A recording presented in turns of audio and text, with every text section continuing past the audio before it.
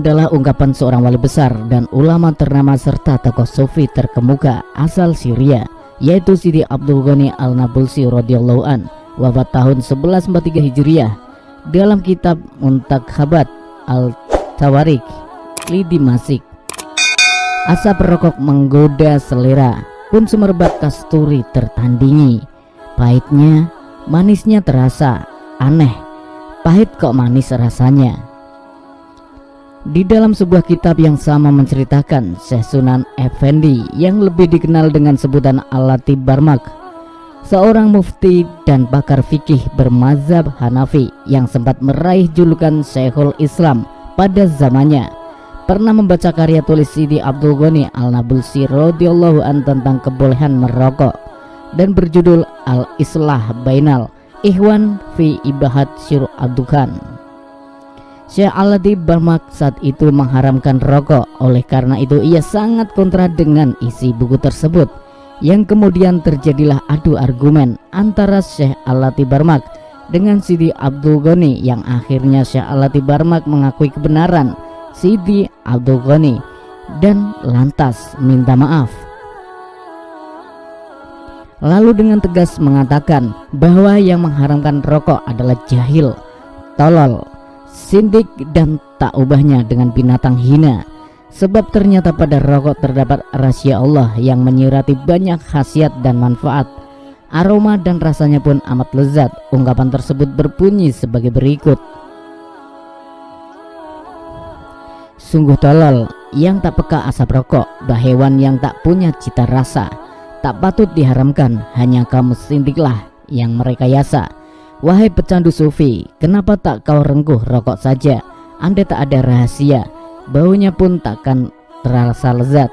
Padanya rahasia sang kuasa ahli hakikat Al-Latib Barmak sebagai saksinya.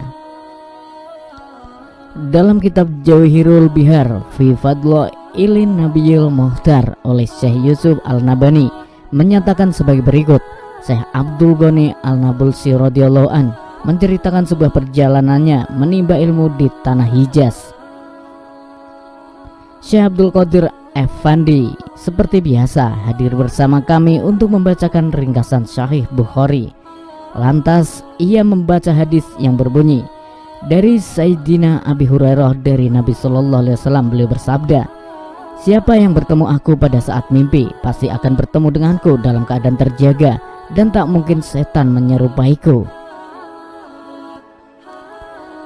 Kami berdiskusi tentang hadis ini seraya mengutip karya Imam Suyuti yang berjudul Tawirul Halak fi Imkan Ru'yat Al-Nabi wal Malak. Syekh Abdul Qadir Effendi menyebutkan bahwa ia memiliki karya tersebut sah secara silsilah dan akan disampaikan kepada kita para santrinya.